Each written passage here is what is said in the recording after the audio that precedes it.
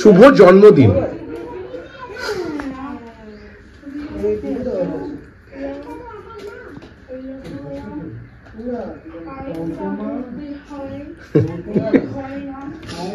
চন্দন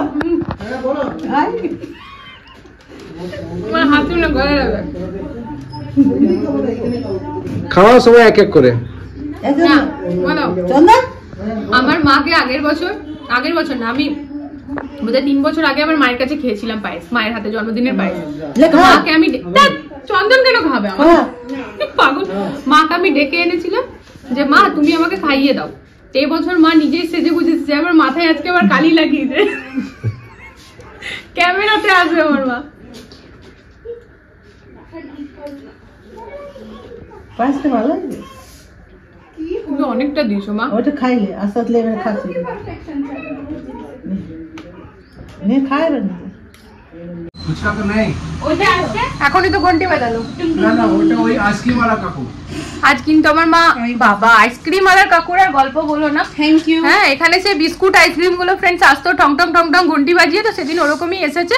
তো ওরা 3 বাবা মেয়ে গেছে কিনতে, ও বাবা সেখানে দেখছি সেই চকলেট ফ্লেভার বাটারস্কচ ফ্লেভার, কিন্তু ওটা একদম লোকাল, এত বাজে, মানে বিস্কুটটা পুরো মিহানো, আমি তো হাতে নিয়ে খাইনি পর্যন্ত।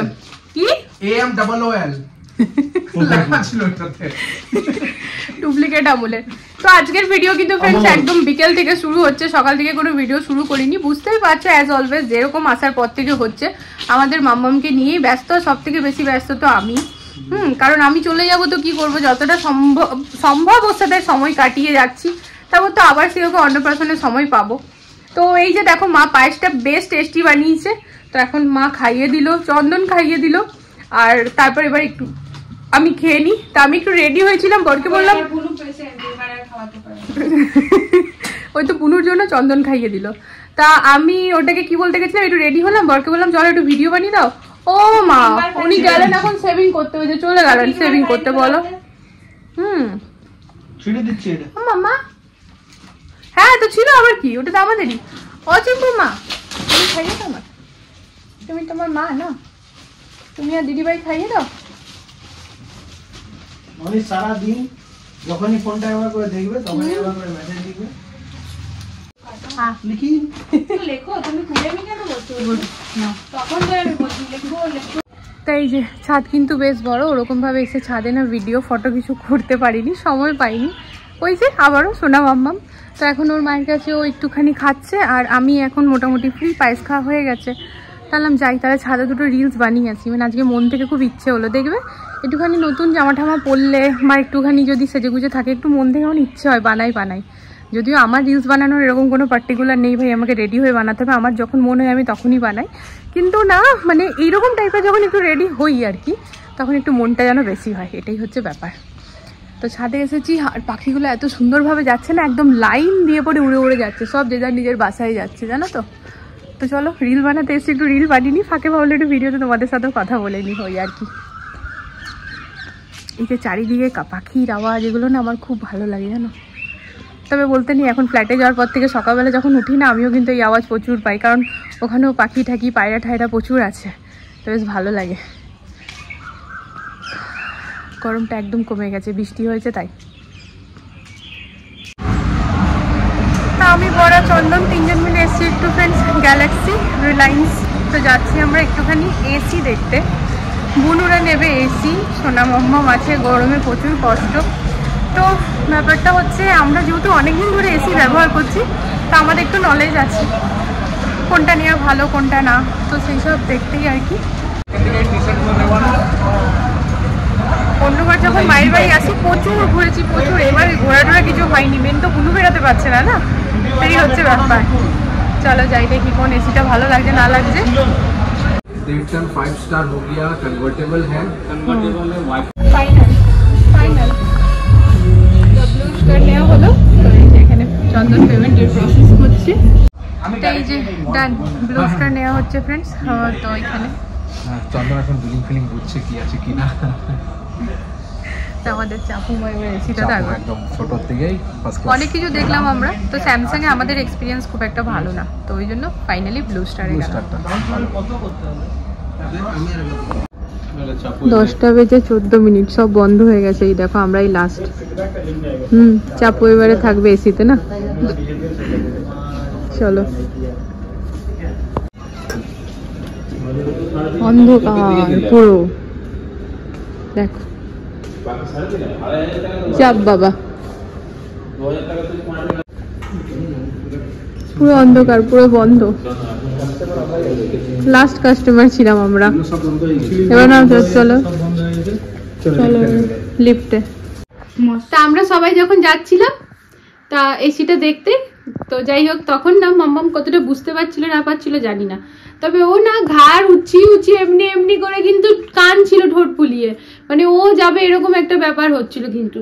তো যাই হোক তারপর পেছনে শুনছি নাকি ও বেশ জেগেই ছিল, ঘুমায়নি না? হ্যাঁ অনেকক্ষণ জেগেছিল, তারপর ঘুমিয়েছে। তো এখন এসে দেখছি ঘুমাচ্ছে। তা ঝটপট করে খাওয়া হয়ে গেছে ফ্রেন্ডস। আর এসে নিয়ে সব থেকে প্রথমে মাকে বলেছিলাম আজকে আমি ডিনারটা স্কিপ করবো, কারণ অনেকটা পায়েস খেয়েছিলাম, কিন্তু এত খিদে পেয়েছিল যে এসে নিয়ে সব থেকে প্রথমে ফ্রেশ হয়ে ড্রেস চেঞ্জ করে খাবার খেলাম। এবার এই যে একটু মামামকে কোলে নিলাম, মামামের পাপা আদর করে চলে গেল, চন্দন আবার কাল সকালে পুরুলিয়া চলে যাবে, তারপর আবার বুনুদের 21 দিনে আবার নখ কাটা। তো যাই হোক সেসব গল্প তো আছে। তো এখন একটু মামামকে আদর করতে করতে ভিডিও বানিয়ে, সেই জন্য ভিডিওটা অন করলাম। এবার ওকে শুইয়ে তারপরে ভিডিওটাকে এন্ডও করতে হবে, তাই না মাম্মা? আমাদের যেন অভ্যাস হয়ে গেছে তাড়াতাড়ি না শোয়াটা। বাবু কিন্তু আজকে ঘুমাচ্ছে এখনো অবধি, অন্যদিন যেন উঠে যায় ও। তা 11:40 তাও বেজে গেল। তো অবশ্য আজকে আস্তে আস্তে অনেকটা সময় লেগে গেল।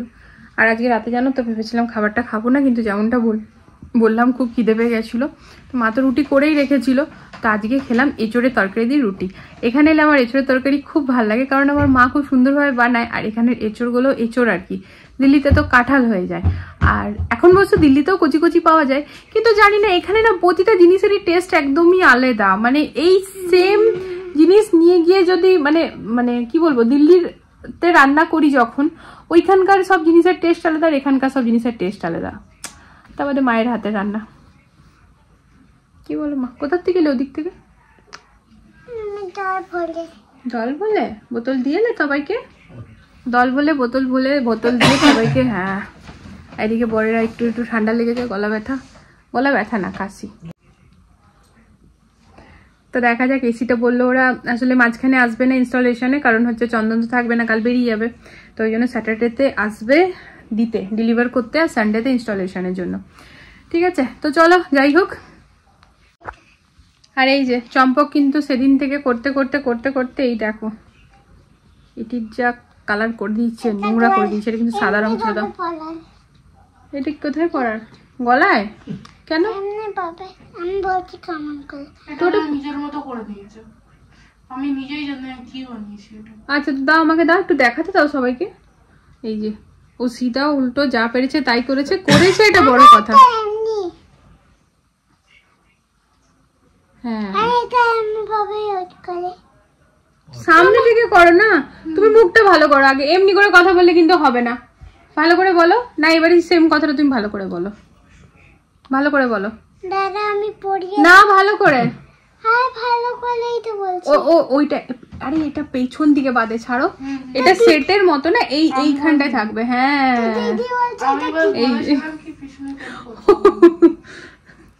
বাবা এটা তো ভরাট সেট হয়ে গেল।